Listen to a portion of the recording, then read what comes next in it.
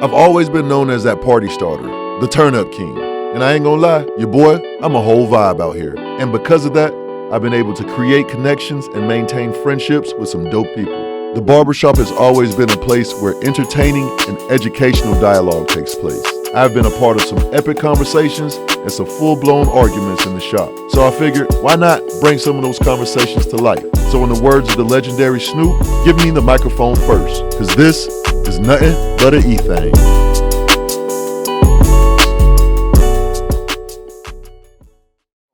What up, baby? Man, what's going on, man?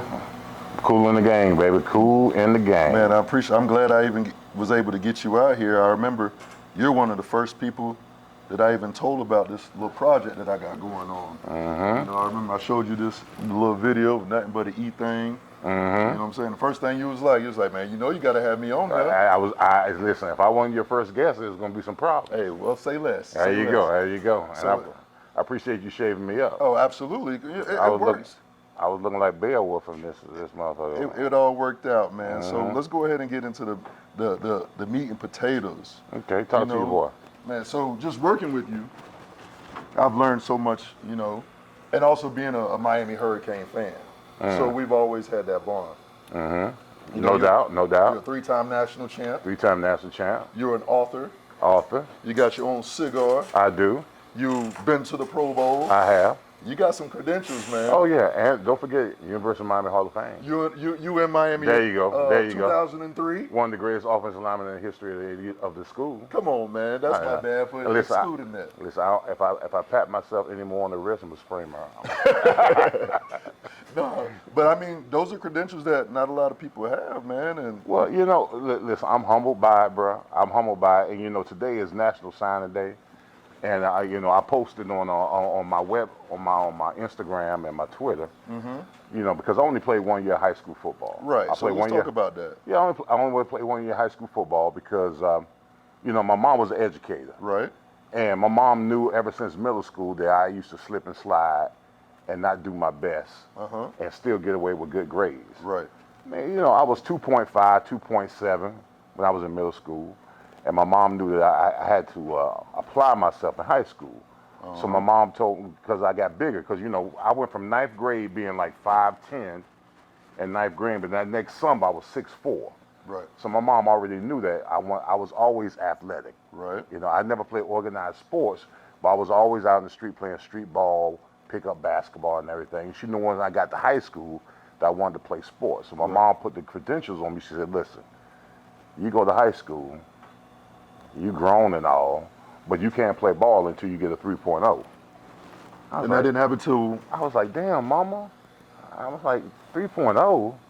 And that ain't happened to my senior year. Right. My senior year, I graduated at Evans High School with a 3.75. Right. So, you know, I always had to outdo my mama. Because my mama said 3.0, so I did one better. I said, you know what, 3.75. So I finally went out for football. And senior year? My senior year, I only played 1 year, one year high school football. I was discovered on the basketball court. I was actually in the basketball gym playing pickup basketball, and I went up for a rebound, and my high school coach saw me go for a rebound. And in the middle of the court, he ran on the middle of the court, he's like, who are you? I said, my name's Leon Searcy. He said, are you new here? I said, nah, coach, I ain't new here. He said, what year are you? I said, I'm a junior, I'll be a senior next year.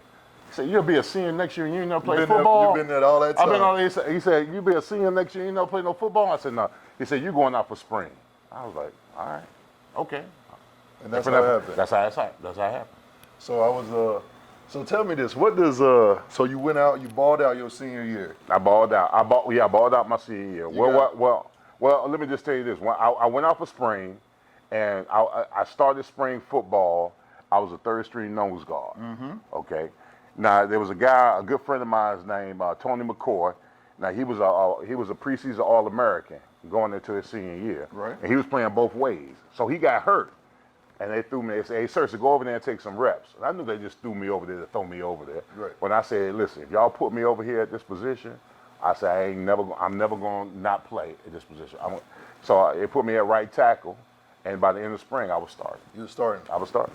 So so after your senior year, how did the letters come about? I know your mom taught you an early lesson. You know, what does FAMU And South Carolina State, what does that mean to you? Well, here's the thing. At the end of the spring ball, we had a jamboree. That's a game that you play against one of your rivals, whatever. And I got my first 2 letters. My first 2 letters were South Carolina State, Florida. HBCU. My whole objective was to get a scholarship so my parents wouldn't have to fend for me to go to college. Right. So I got my first 2 letters, South Carolina State and Florida. And then my high school coach came up to me and he said, Leon, what you doing this summer? I said, Coach, I ain't doing nothing. He said, you coming to summer school?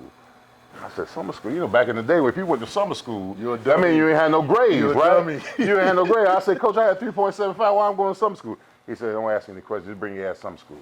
So I went to summer school. So I got up every summer. My whole summer was from 8 o'clock in the morning to 4 p.m. So when I did Monday through Friday? I had to catch the bus and everything, Monday through Friday. So I'm saying to myself, why the hell am I going to summer school? So I go to summer school. My high school coach, his name Bill Gerke. Right. I went there. He put me on the field. I was running stadiums. I was doing suicides. I was working technique, fundamentals. I was lifting weights. I was playing basketball, whatever. I did that the whole summer. Little did I know, To your chagrin. to my chagrin, that he was getting me prepared for my season. So by the time training camp came around, I was ready to go. Right. I was ready to go. I was rock solid, slim, sexy, all that kind of stuff. I was ready to go. So this is what happened. So I had a great senior year. I was at Evans High School. At one particular point, we were 5-0. We were the number 1 team in the state. That's in Orlando, right? In Orlando, we were number 1 team in the state, and we were the number 10 team in the country. Now we end up losing a couple of games, and we finished like 9-2 or whatever. Mm-hmm. So what my mom did, without me knowing, is my mom had my high school coach keep all my letters of intent. Right. So instead of my letters coming to the house, my letters went to my coach. So the final game, the coach brings all the seniors and he asks them, hey Leon, I asked all the seniors, so where are you going to school? Where are you going to school? Mm-hmm. So my high school coach comes up to me and says, Leon, what school you going to? I said, Coach, I ain't got but 2 letters. Right. I said, I'm either going to FAMU or South Carolina State. He's like, no, you're not. I said, what do you mean? So my coach went behind his desk and he pulled out this box. Full of letters. Full of letters. That's crazy. Because my mom. Now, were those offers? They were offers. It was Clemson, it was Georgia, it was LSU, Florida, Florida State, Miami, Maryland, freaking all the major schools were after me because I had grades. Right. So I had no idea I had all these options or whatever, but because my mom didn't want me to get the big head, she told my high school coach to have all the letters directed to his office. So on my last day playing ball, I had more options. That's crazy. That's crazy. So your mom taught you a valuable She did. She didn't want me to get the big head. That's what's up. She didn't want me to get the big head. So ultimately you picked Miami. I picked Miami. What went into that decision? Well, the reason why I picked Miami is because when I went down there, first of all, I had a great time. All right. Uh-huh. Some of this stuff I can't mention. It's in the book, by the way. What's the book called? 4th Down the Damn Alignment Story. And that's the name of the episode. Yeah, 4th Down the Damn Alignment Story. Come on. I had a great time at Miami. The reason why I picked Miami all the school because the guys down there they wanted to win. Mm-hmm. It was ingrained in them to be champions, and I wanted to be a part of that. And they had lost the year before that. When I came in 1986, they lost to Penn State.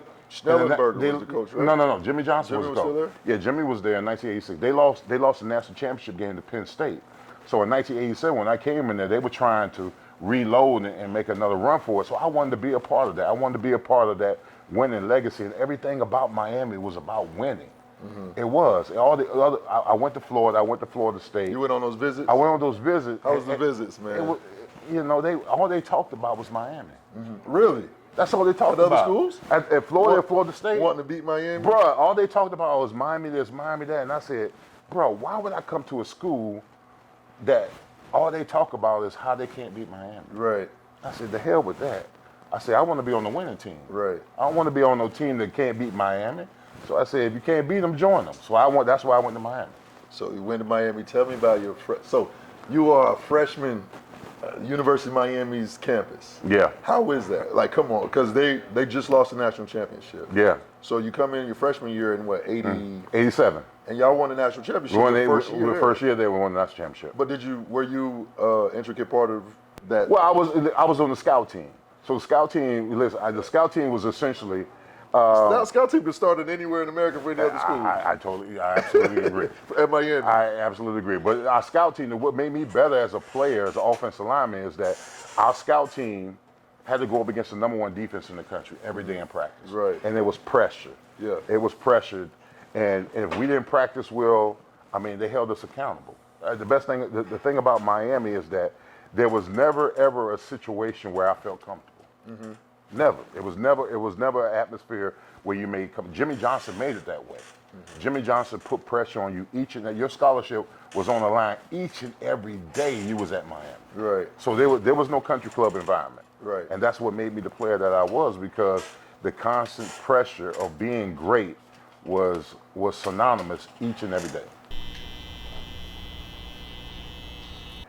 But I think the game where I came into my own was actually the last game of the season. We were playing Notre Dame. Mm-hmm. Notre Dame had beat us the year before by 1 point in the Catholics versus Convicts game. Right. They beat us 31-30, which eventually cost us a national championship. That was y'all, because y'all would have won 4 national championships. Yeah, well, here's the thing. If we went for 2 in that game, we lost 31-30. Jimmy didn't want to go for 2. Jimmy John. This is what happened. The score was 31-30. All right. So the assistant coaches were telling Jimmy Johnson in the box, hey, you kick the extra point, you tie Notre Dame. At the end of the season, we'll split the national championship. Mm-hmm. Jimmy Johnson said, we ain't come to South Bend to tie. We came to win. That's hard. And we went for 2. That's hard. And if we had kicked the extra point, us and Notre Dame would have tied the national championship. So yeah, if y'all would have went for 2, you would have had 4 rings. 4 rings. Damn. So y'all lost that game. Lost the game. And then y'all opened up the following season, and did y'all lose the first game? No. First game of the season, the first game of the season was in 1989. That's when we beat Wisconsin. The last game of the season, we played against Notre Dame. They were #1 in the country. Right. They came to the Orange Bowl. We had over 85,000 people. You never lost in the Orange Bowl. Never lost in the Orange Bowl. That boy got credentials. Never lost in the Orange Bowl.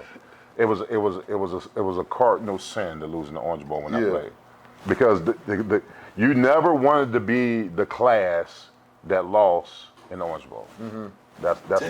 That's we won. Well, it's an NCAA record. We won 58 straight games at home. That's NCAA record. Lee, that's pressure. Yeah. And so, when did y'all play BYU and y'all lost? 1990. Oh Lord. Yeah. That's what I was trying to lost to some Mormons. So that was y'all lost to Notre Dame, and y'all lost to BYU. We lost to all the religious schools. All the schools that had to do with religion, we lost. So how? Why BYU? Was they that stressed, bro? Huh? Were they real like that? Yeah, you know what? I think we were overconfident because we had won the championship the year before. We came into the season preseason #1, mm-hmm. and we went up in there and we lost to BYU by a touchdown.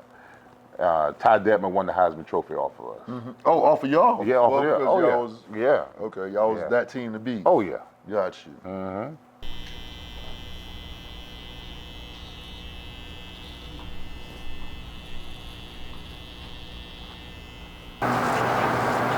If not Miami, what other school would you have went to? Right. Was there anything else in the running? The only other school that I was looking at was Florida State. Mm-hmm. But Florida State did themselves in, to be quite honest with you. Why is that? Because I went to this dorm party. I'm walking to the dorm party, and I'll never forget it because actually that's where I met actually the first time I saw my second wife at the dorm party. I was walking to the dorm party, and this dude was pulling up in this big body Benz, right? I was like, who's this motherfucker? I said, who's this dude in this big body Benz? Big body Benz. And it was Sammy Smith. Sammy Smith got out the Benz, and I wasn't even paying attention to Sammy because the young lady that got out the passenger side, she was short, chocolate, and had a big old booty. Mm-hmm. I was like, who the hell is that? Mm-hmm. And so I look at her and I see it, and I was like, damn. So she walks around the car, and Sammy Smith starts hugging her. Lo and behold, it was my second wife. Back then. It was my second wife. That was the first time I ever saw her. Right. First time I saw her was she was dating Sammy Smith on my recruiting visit. Smith? Sammy Smith was the running back for Florida State back in the day. He was a first round pick drafted by the Miami Dolphins. So I go into after I see that big old booty walk by, I said, "Good Lord, who is that right there?" And so that ended up being my second wife. So I did it for Mama, because you promised Bobby Brown you would come visit. Right. And when I went there, I was like, I said, "There's nowhere in the hell I'm coming to Florida State where they can't beat Miami." I said, "Shoot, I'm going to Miami." And plus, listen, if you had a choice between Tallahassee or South Beach, which one would you choose? South Beach. Of course. Okay, of course. There you go. Of course, but I mean, Tallahassee, I've had some times in Tallahassee. Tallahassee got 2 traffic lights, bro. I've had some times. Only reason why you go to Tallahassee is for FAMU. True. Okay, this is right. true. I did a lot of partying. Okay. But, I find in my adult life, it's, Miami, no question. Oh, yeah. Miami, no question. Tallahassee was cool because it was so close. Yeah, you're right. It's so close. It was an easy trip. Whereas Miami, from here, it's a haul. It's a, 6-hour trip. Yeah. Well, So listen, I saw some stuff in Miami, boy. me too. I'm still seeing. It's illegal in 50 states. So, you play your time out. Your senior year, y'all win a national championship. Now draft day comes around. Yeah. Like, take me through draft day. Well, I was projected first round. I was projected first round. Jimmy was gone. Jimmy was gone. Jimmy left in '89. So in '91, I won a championship. So who replaced Jimmy? Dennis Erickson. Okay. Dennis Erickson came in 1989. Jimmy won a championship '87. We won a championship with Erickson in '89 and '91. So I won a championship my freshman, sophomore, and senior year. So I go into the draft. They got me projected first round, and I'm invited to New York. Right. But in New York, you can only bring 4 family members. Right. So I knew a mass majority of my family wanted to be a part of it, so I didn't go to New York. We stayed at my mama's house, we barbecued, had all the family come through, and we had a good old time for the draft day. Now, the draft back in my time isn't as star-studded as it now. Right. Draft now is at 8 o'clock. Prime time. Night, prime time. When I was drafted, it was at noon. Right. It was at 12 o'clock. So it was draft day, and I couldn't sleep. I wake up in the morning about 5 o'clock in the morning. My dad's in the kitchen. My dad's cooking breakfast. He can't sleep neither. My dad cooked me some breakfast. And then my dad said, "Let's go take a walk." So we walked around the neighborhood I grew up in. My dad didn't want me to forget where I came from. Right. So we walked around the neighborhood for about 2 hours, 2 or 3 hours. Next thing you know, we come back to the house. There's media people everywhere. Trucks there, media people, whatever. And we're walking towards the house. They want to interview me. I said, "I ain't giving no interviews until I get drafted." The one guy that I told that I would give my first interview to when I got drafted was actually Stuart Scott. Oh yeah. Stuart Scott was a local sportscaster in Orlando when I was there. Man, so I gave Stuart Scott the first interview when I got drafted. That's crazy right there. Dang. So you were projected to go first round. Yep. How did that happen? So Jimmy was already in the league. Did you know that he was with the Cowboys? Yeah, I knew he was a Cowboy. You had the potential to get drafted by the Cowboys? Yeah, well, Jimmy called me. The draft was at 12. Jimmy called me about 10. And Jimmy Johnson called me up, and I knew exactly what it was on the phone. He said, "Hey, Leon." I said, "What's up, Coach?" He said, "How you feel about being a Cowboy?" I said, "Coach, I'm good." And typical Jimmy said, "You ain't going to hold out, are you?" Jimmy, like, he wanted to know about that money. He wanted to know that money. I said, "No, Coach, I ain't going to hold out the money, right?" He said, "Well, listen, we got a representative that just landed in Orlando. He's going to be at your house in 30 minutes. Dang. He said, "You're going to be a Dallas Cowboy." The Cowboys had the 17th pick in the draft. Okay. So I said, "Shoot." And my dad was a big Cowboy fan growing up, so I was like, "This Who is was perfect." it, though? I said, "This is perfect." I said, "I'm going to be a Cowboy. My dad's a Cowboy fan, whatever." So I thought I was going to be a Cowboy. Draft comes on. The Cowboy representative comes in the house, whatever. He's downstairs in the den. He's negotiating my contract with my agent. And I'm chill. Right. Draft comes on, a couple of picks go on, whatever.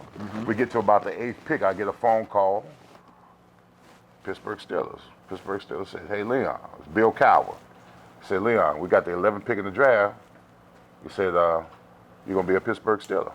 And I'm like, "What the fuck?" I said, what the hell going on now? The Cowboys in my house with the Steelers telling me that they're going to draft me. So, wait, Buddy was in your crib already? No, the Cowboys were in my house. Wow. Negotiating my contract with my agent. Right. Wow. So we get to the 11th pick in the draft. Leon Searcy, everybody in the house go crazy, this, and that, whatever. Cowboy guy back there with my agent tears up the contract. Now he has my jersey. He has a Cowboy jersey with Searcy 73 on it. So I was like, okay. So he leaves, he's about to leave. I said, hey man. I said, let me get that jersey. I said, it got Searcy 73. I said, let me get that jersey before you leave. What you gonna do with it?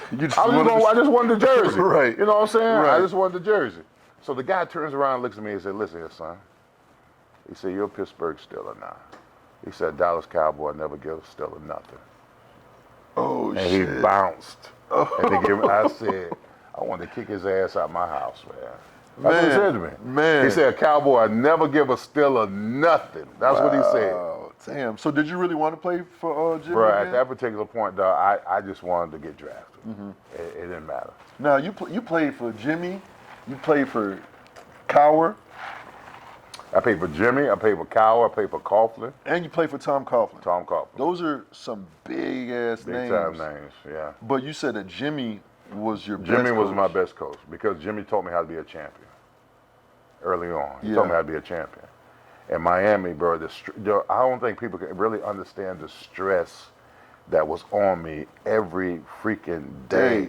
Who did you have to battle up against when you were? Bro, I had to go up against the best defense in the country every day.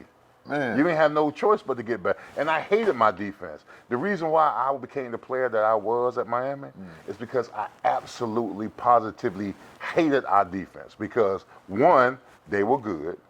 Two, they talk crap. And three, they beat the crap out you. Right. So I had no choice but to get better. I used to hate them, bruh. They used to talk smack. They used to whoop our ass in practice and then talk smack on the field, off the field. They'd take your lady if they could. I'm telling you, I hated our defense, dog. I despised them, really. That's my demeanor. My demeanor as an offensive lineman had a lot to do with the fact that I hated our defense. Wow, and you probably wouldn't have got that at Florida State. No, I hated our defense. I absolutely hated our defense. Man, that's wild. Bro. So you say Jimmy was the best coach that you've ever had? He was, because Jimmy got me young. And he taught me how to be a champion. I have this story in my book. I remember when Jimmy Johnson went to the Cowboys, and I never seen him cry before.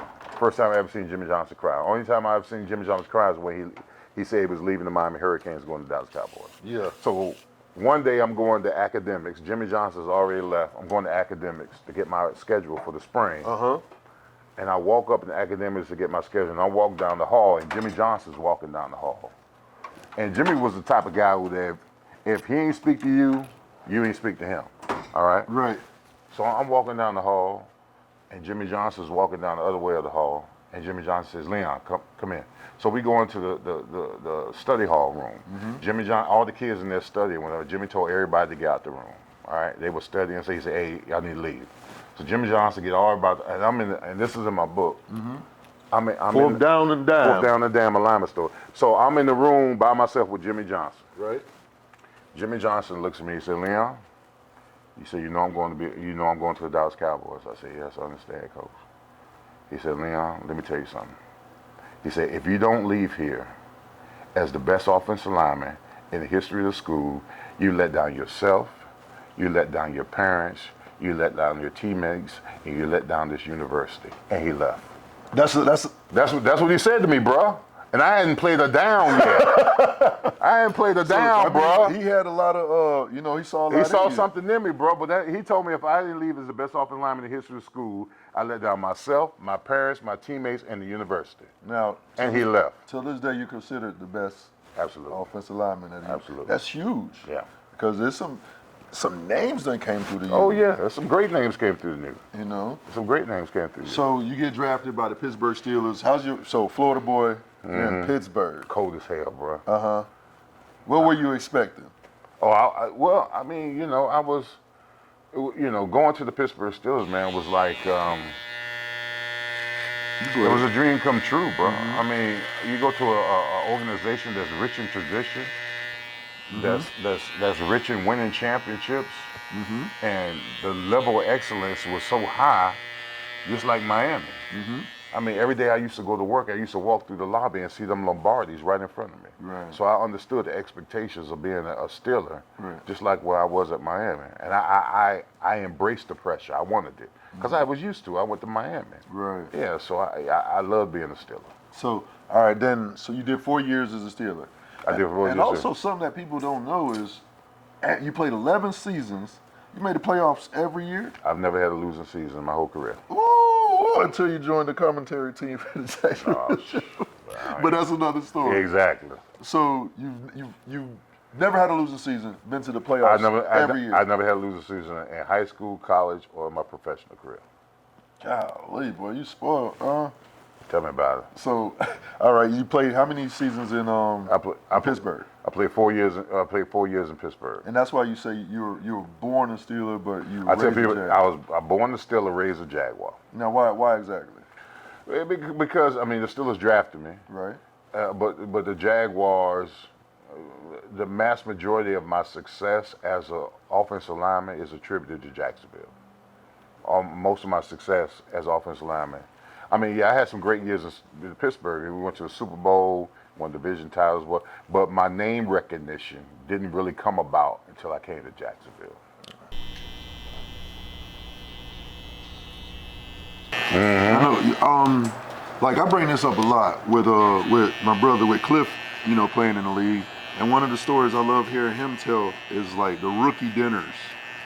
And he would tell me how that's basically how he would stock his bar at home.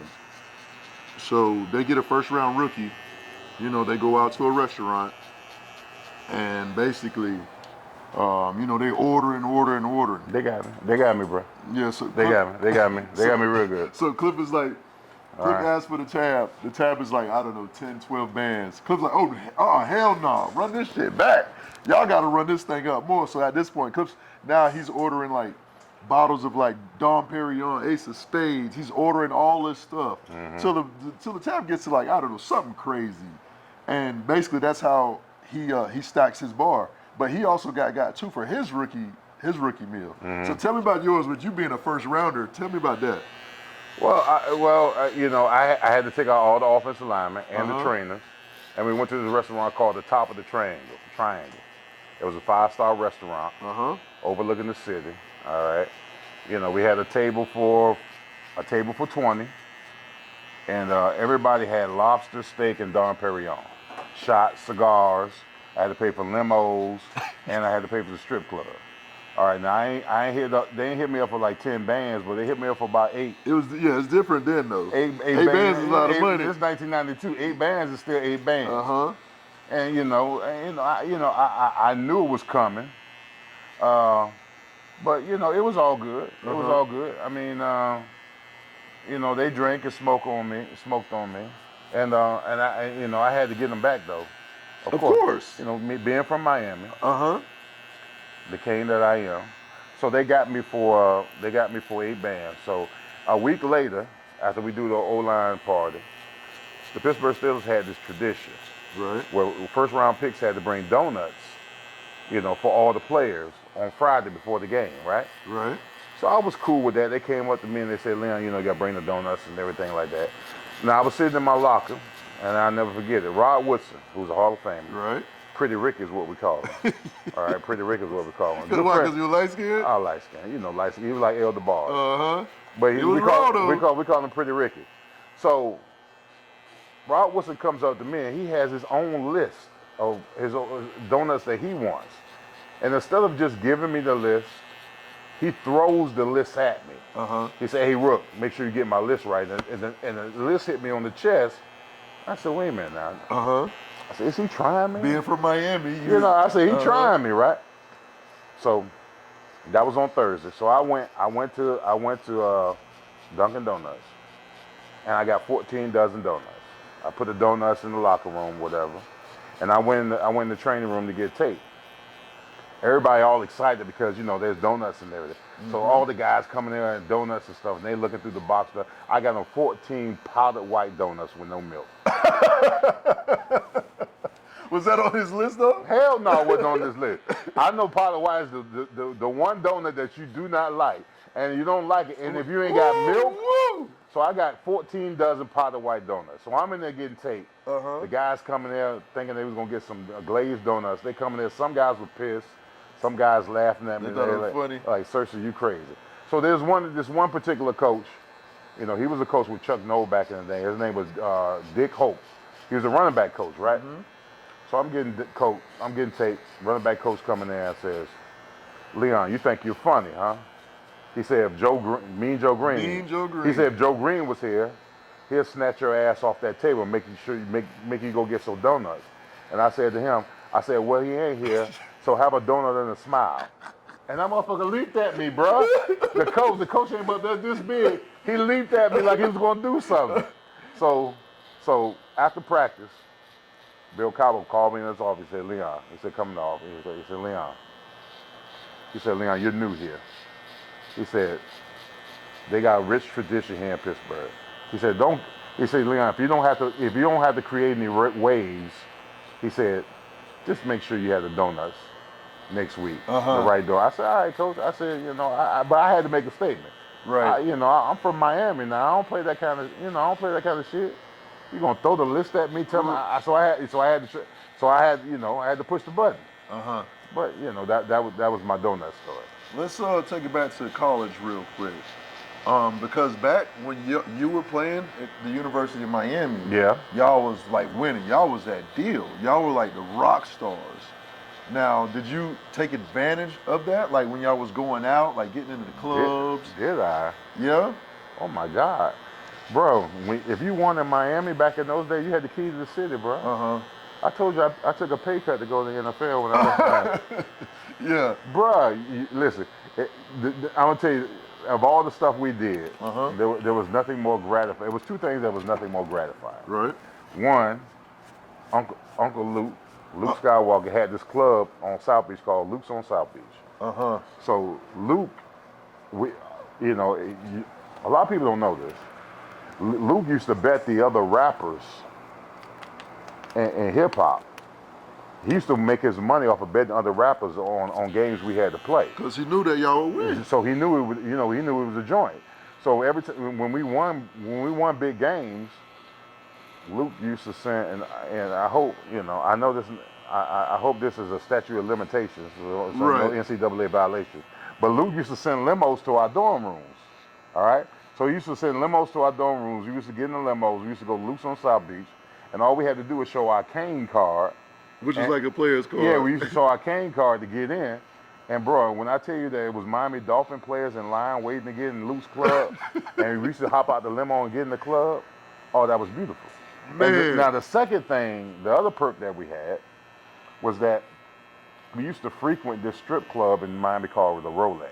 Oh yeah, I know about the Lex, baby. So at the Lex, when you go in the Lex, and if you want any Miami gear, and they knew who you are, so you got a shout out from the DJ in the booth, and then all the hustlers and all the little, you know, drug dealers or whatever, who used to bet on us as well. When we used to be at a table, about 4 or 5 deep, the hustlers and the drug dealers in Miami used to send us bottles. So we would get bottles of Hennessy, Cavassier, Easy Jesus. Heavy, if y'all know Easy Jesus, Easy Jesus is E&J.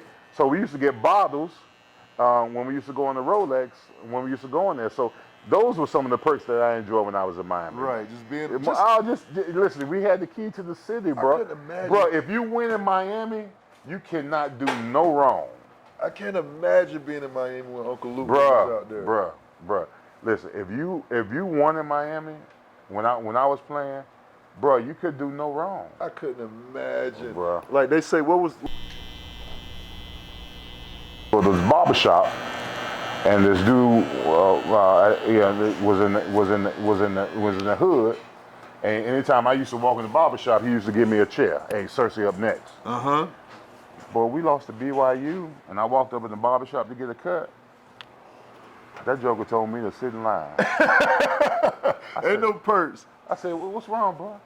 And I'm just gonna tell you what straight up he said. He said, y'all ass went out there and lost to them white boys. He said, oh no, your ass got to get in line. I said, are you serious? He said, Leon, have a seat.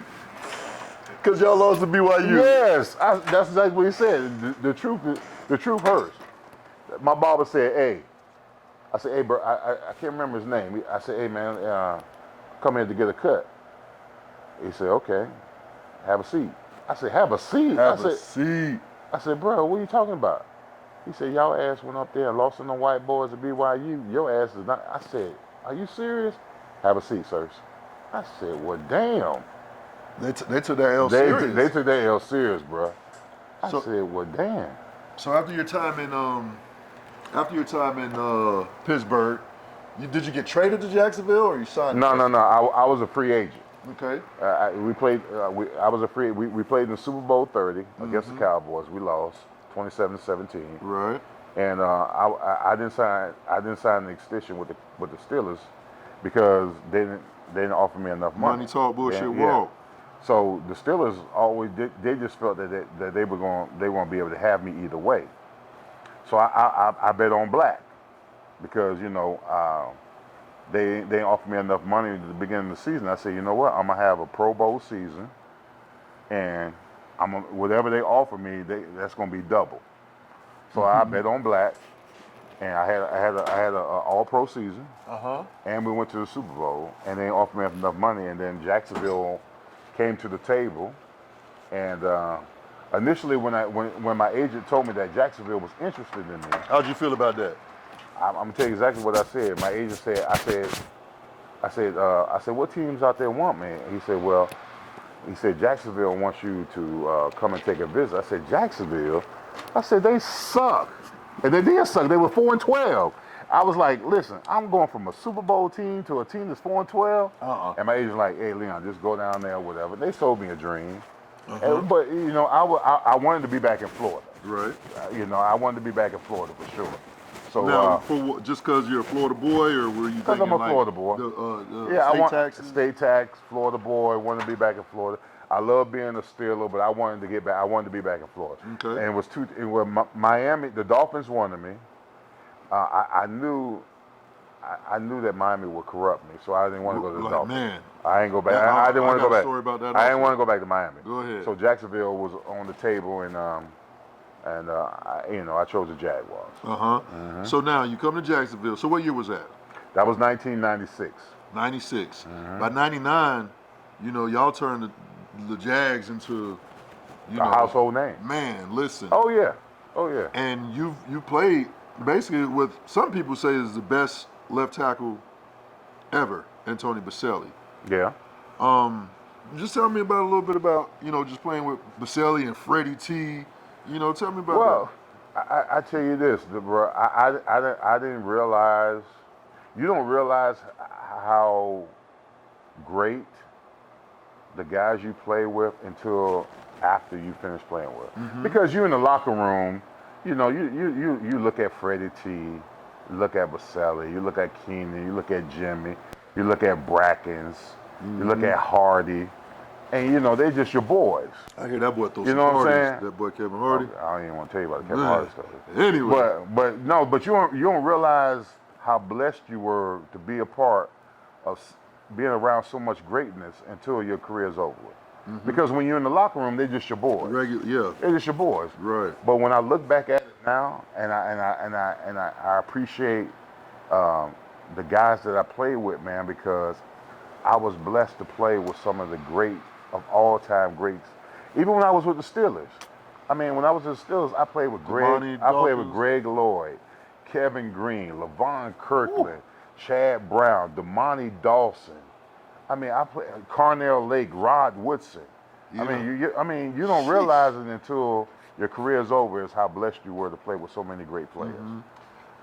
You go to Jacksonville. That's basically where you become Leon Searcy. Now you're part of the 25 greatest players ever. You leave. Which I was a little low.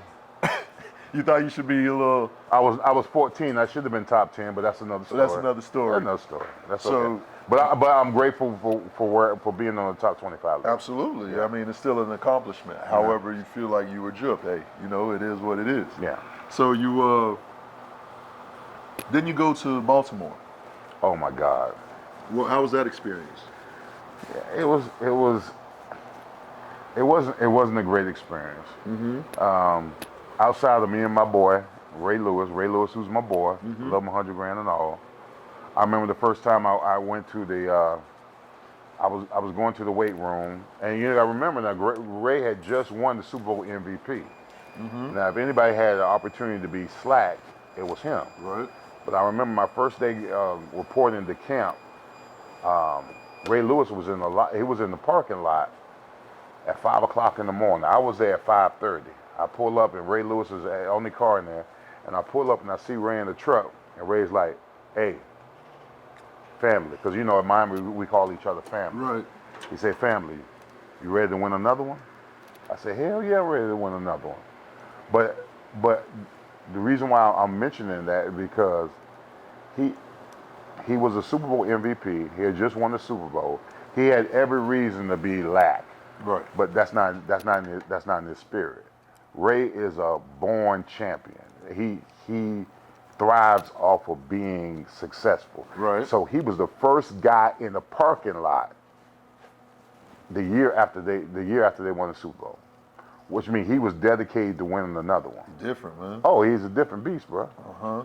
He's a different beast, bro. Y'all, so how was that season up in Baltimore? Oh, well, I got hurt during training camp. I tore my tricep tendon twice. And I was never really ever a part of the team. And I was the type of person, if I was hurt and I couldn't contribute to the team, I didn't really want to be a part of the team. Right. So I isolated myself, which is one of my regrets. I isolated myself from the team because I really wanted to be a part of that team and help that team. But I wasn't the type of guy who could be on the sideline hurt. Right. Basically, I ain't want to be no cheerleader. Basically. Yeah. I ain't no cheerleader. If I can't play, then you don't need to see me. After Baltimore, you went down to Miami. I went to Miami for 1 year, yeah. Uh-huh. And then there, you tore your tricep again. I tore my tricep twice in Baltimore, my left tricep. Right. And then I tore my right tricep with the last preseason game. Because I was going to make the team. Right. But I tore my right tricep the last preseason game. And I remember being in the training room, and I was on the training table crying my ass off. And I remember Jason Taylor and Zach Thomas coming up to me and saying, "Man, it's gonna be all right." They're good friends of mine. They consoled me, but I was pissed because I loved football so much. I just knew that when you hurt yourself on a continuous basis, you kind of know your career's over. Right. And I kind of knew that was the it for me. So it hurt my heart to have to admit that I had to retire. So then you retired. Then you went into coaching. Well, I retired and then I took a year off. But then eventually I was like Hugh Hefner. For about a year. Right, of course. I was. You had to enjoy the few. Oh my God, I was Hugh Hefner, dog. Yeah. I was. I promise you. I remember it like it was yesterday. I was in Miami. And this is a true story. I was in Miami. I was in my penthouse in Aventura. And I had this beautiful young lady laying next to me. And I look to my right, and I see bottles of wine and liquor to my right. I look on the floor, there's drawers and panties on the floor. And I looked at myself, and I looked at her, and I said to myself, I can't keep living like this. I spent a whole year, I was Hugh Hefner for a year. Right. And I said to myself, I can't keep living like this. So after that morning, I got up and I said, you know what? I got to do something different. And that's when I went into coaching. Got you. Yeah. And so, but I spent a whole year, bro. That year, I'm not lying to you. That year I spent, I traveled the world. I partied, I drank, I met beautiful women. I spent a lot of money. About 100 grand. In the off season? In 1 year. 1 year? Yeah. Holy moly! Oh, you enjoyed it. Man. But see, I traveled. I traveled the world though. I traveled the whole world. I went to Europe. Okay. I went to Europe. I went to Greece. Okay. I went all around the world for a whole year. You weren't flying private or anything, were you? Of course I was. Oh my goodness. At one point, it's in my book now. This is all in my book now. I'm just telling you. Down and Dam. I'm Fourth Down and Dam alignment store. I'm just telling you. I was splurging on everything because I was like, listen, because what happened was when I got hurt with the Dolphins, the Dolphins gave me a settlement, right, an injury settlement, which means they paid me because I was supposed to make $500,000 with the Dolphins, right? So the Dolphins paid me half of my salary. Well, half my salary was $250,000, and after I paid my child support, oh my God, I paid my child support. No, I ain't paid my child support. My ex-wife came and got my child support. So I had about 200 grand, and then I went and got the new Hummer when it came out. That was 50, and then I paid my mortgage at the penthouse for a year, and then I had 100 grand left, and I said, you know what? I'm gonna spend a year and just travel the world, and I traveled the world for a whole year. For a whole year, I just traveled the world. I went to every place in Europe. I went to every place in America. I went to Canada. I had a great time. But then I remember laying in the bed saying to myself, I can't keep living like this. I remember. I had a butt naked woman next to me. I had bottles of champagne and wine to the right of me, drawers on the floor, panties on the ceiling fan. I was like, I can't keep living like this. And that's when I said to myself, you know what? I need to make a change. And that's why I went into coaching. If I remember correctly, you were on Broke, right? You went on ESPN Broke. BROKE all day. Broke. I remember whenever it came out, I was telling me and another good friend of mine. You know why? Let me tell you why athletes get broke. Let me tell you why athletes get broke. Can't say no. No. Athletes are competitive. Okay, we're competitive on the field. Straight? You want to say that? We're competitive on the field and off the field. We compete with cars, right? Clothes, jewelry, homes, bottles in the women. We compete. Yeah, it's in us to compete. Not only do we that same mandate that we need that we do on the field, right? That carries over off the field, right?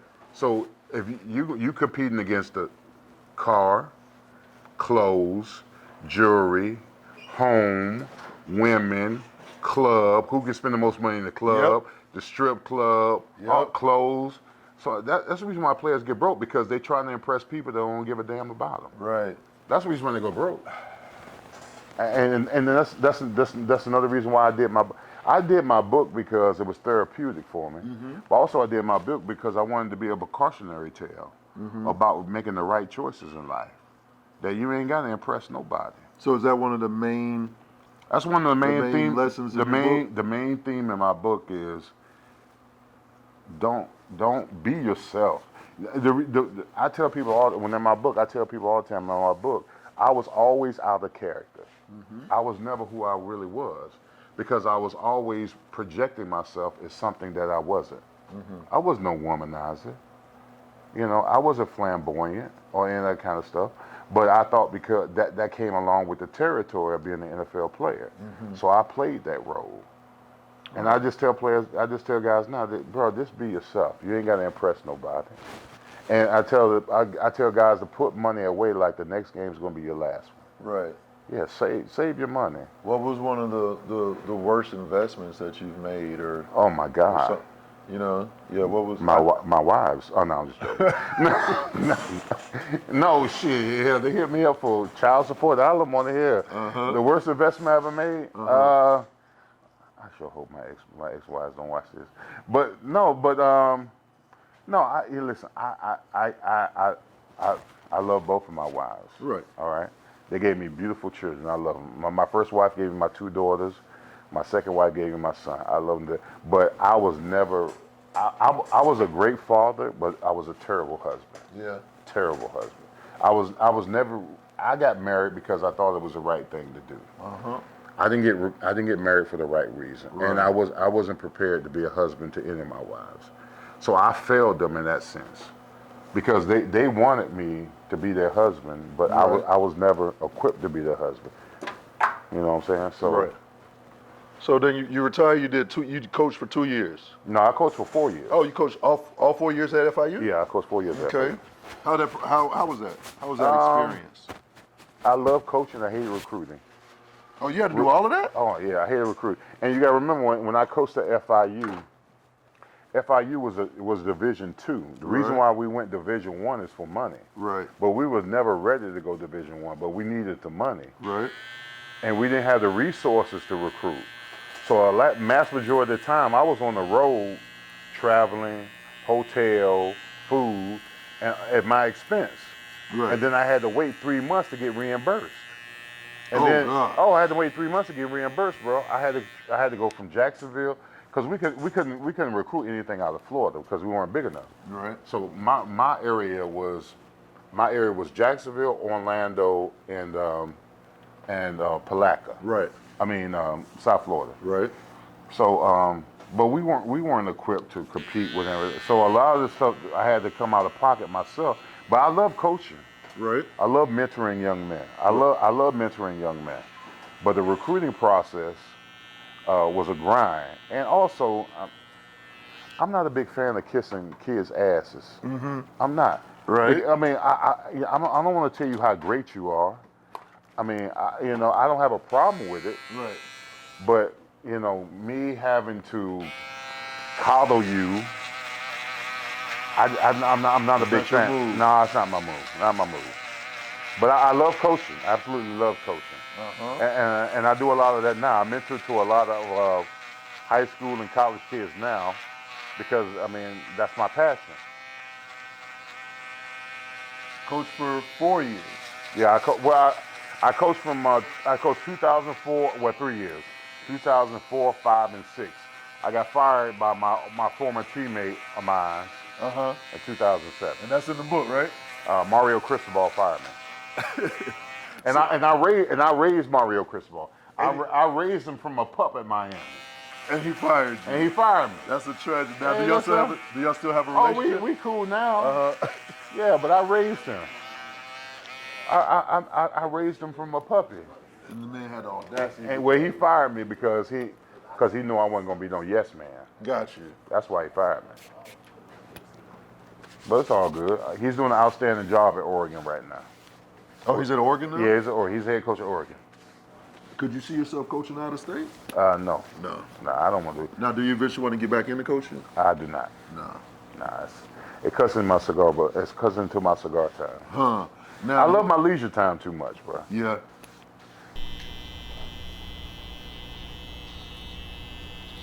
When I wrote the book, I was probably at rock bottom of my life. For real? I was rock bottom of my life. I was living out of a motel room. You was one of the highest. You were the highest. I was living out of a motel room. I didn't have a lot of family and friends a part of me. It was lonely. The only company I had was my dogs, Kid and Play. For real, bro. I remember it was like yesterday, and I remember waking up some mornings. I wished I didn't wake up. It was that bad, bro. Because my so-called friends weren't calling me. I had family members who had abandoned me. I had broke up. My girlfriend left me, and the money was gone. And I was sitting there, and each and every morning, I would wake up and literally cry, and like I was going to help. And I would walk my dogs. I would Kid and Play, and I would borrow money to just keep grocery in the refrigerator. And I remember it was one particular night where something in my spirit told me to get up out the bed and tell your story. It was just something in my spirit said. It was like 2:30 in the morning. Something in my spirit said, "Get up out your bed, tell your story." And it was like a bolt of lightning that hit me. And I got up out my bed And I grabbed a pen, I grabbed a piece of paper, and I had a recorder in my bag, and I just started recording. And I've never written a book before. I had no idea what the hell I was doing, but all I was doing, I was creating storylines, you know, from when I was little, and every day. That's the only thing that kept me motivated to kind of forget about where I was. And every morning, I dedicated myself to just tell stories, tell about my life, this and that. And it was a 10-year project, bro. I went through ghostwriters. I went through publishing companies telling me, we can't publish this book. It's too graphic. It's got too many dynamics in it. But basically, they wanted me to do a book, but they wanted my book to be a cookie cutter. And I was like, no, bro. They wanted me to take certain scenes out the book. I said, bro, that's not my life. This is not no Disney film. I said, you're not gonna, and some company, they offered me money, bro. They offered me money to publish my book, but they wanted to take stories out my book. You gotta take out this land, you gotta take out that. I said, hell no.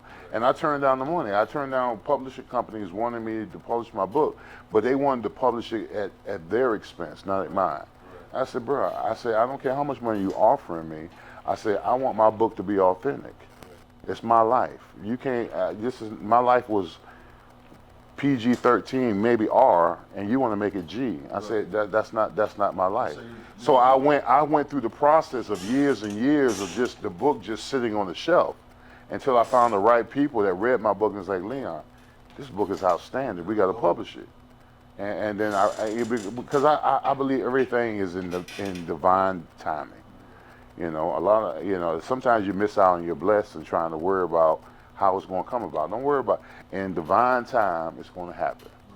Right. And when I realized that, I was like, my book happened when it happened for a reason. Right. So I made the most of it. They say your average millionaire reads 12 books a year. Mm-hmm. I guarantee you, your book will be one of the first ones that I read as we. I appreciate it. It's been getting a lot of rave reviews. All the reviews that on the Amazon website have all been 5-star. Right now, the book is number 2 in Amazon's hot new releases. It's number 2 for the last 5 weeks. Right. I'm trying to get number 1, bro. It's some broadcaster who did called something goat, where he interviewed all goats and all this stuff. He's number 1. Yeah. So I've been number 2 for the last 5 weeks. But it's I'm excited about it. That you're a published author. You know what? I had that to my resume. Now I could never admit that, but I'm grateful for it, man. But I really am. Not only are you a published author, you are a connoisseur of cigars. I am. And I was lucky enough to be blessed with the Leon Searcy All Pro Series. All Pro Series cigar. This is a cigar. It's a 2-hour smoke, bro. It's from grown. You got to be grown to smoke it. And you got to have a full course meal. Hey, come on now. I'm just telling you. Full course meal? Oh, hell yeah. So how did you get into cigars? My distributor, his name is Alex Menendez. Mm-hmm.